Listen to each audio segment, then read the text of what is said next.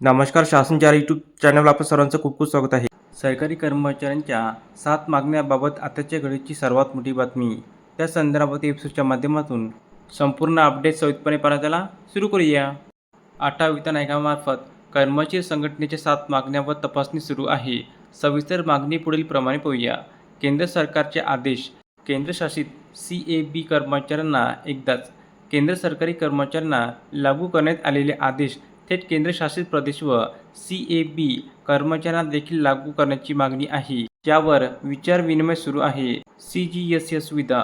केंद्रशासित व CABमध्ये नियुक्त होणाऱ्या केंद्रीय लोकसेवा आयोग कर्मचाऱ्यांना CGSS सुविधा लागू नाही. अशा कर्मचाऱ्यांना केंद्र सरकारी कर्मचाऱ्यांप्रमाणेच CGSH सुविधा लागू करण्याची मागणी करण्यात आलेली आहे. रजा रोखीकरणमध्ये वाढ.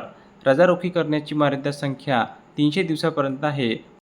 यामध्ये वाढ करून 400 दिवस अशी करण्याची मागणी करण्यात आली आहे.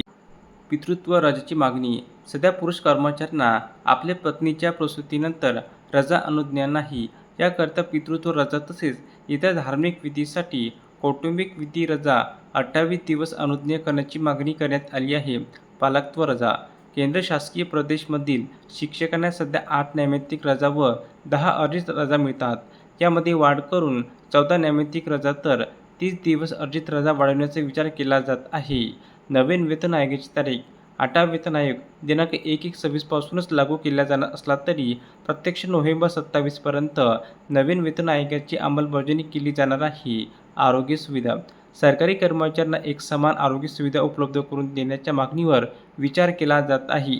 धन्यवाद.